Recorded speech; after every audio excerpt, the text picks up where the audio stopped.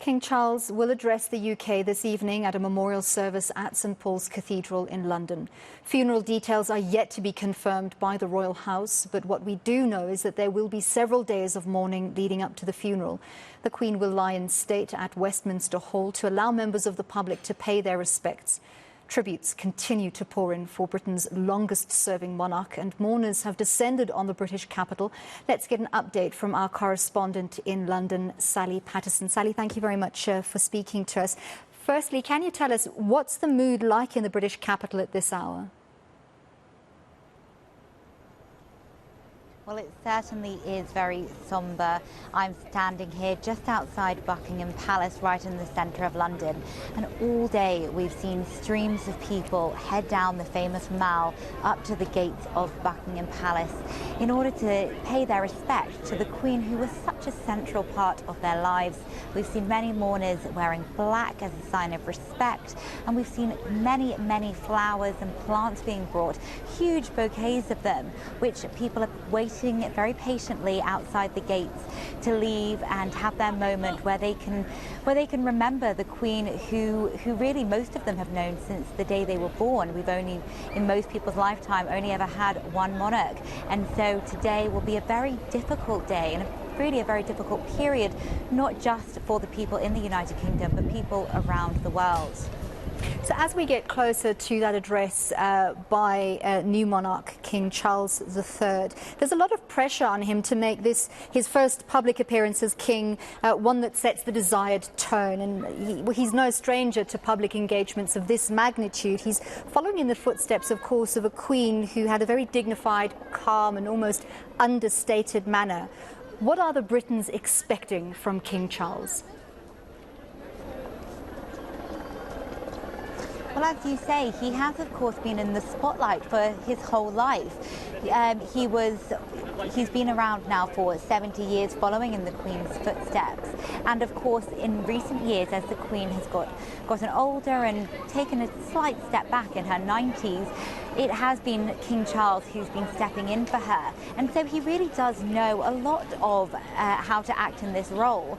Having said that, this is a momentous time, a momentous change for the royal family. We've always had Queen Elizabeth, and now to change from God Save the Queen to God Save the King. In fact, we heard some well-wishers outside Buckingham Palace earlier on today singing that song for one of the first times, and that also will be sung later on at the ceremony at St Paul's Cathedral. And I'm sure will take quite a few people a long time to get their head around that. For King Charles himself, he's obviously had a long time to prepare for this moment, and though he'll be grieving and mourning himself, it's now his time to take to the throne and lead his country through a very difficult period. So take us through the next couple of days. A date for the funeral hasn't been announced, but are there any other memorial events expected in the lead-up? Well, as you say, we haven't heard details of what's going to happen over the next few days. We did hear from Buckingham Palace today announcing that we are officially in a national state of mourning, and that means that for at least 10 days we will be mourning. That means that flags, for example, will be flown at half-mast, and there'll be certain events that are being cancelled. For example, sporting events have been cancelled or postponed.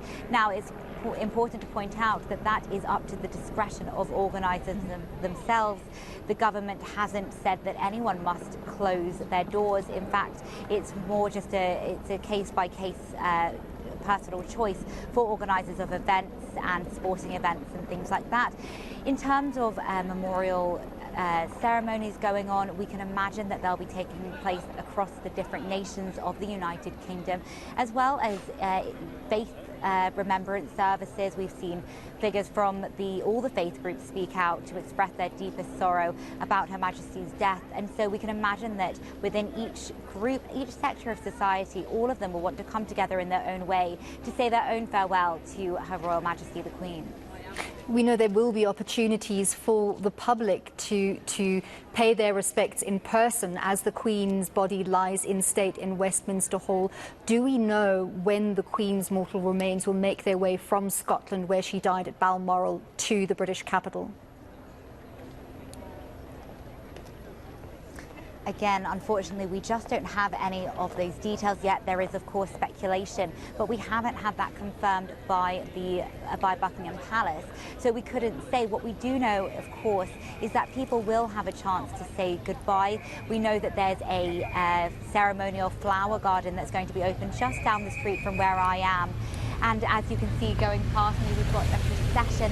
We've seen processions like this throughout the day. I couldn't tell you who's in there, but earlier we did see Liz Truss, the Prime Minister, come down the same road as well to meet King Charles for the first time.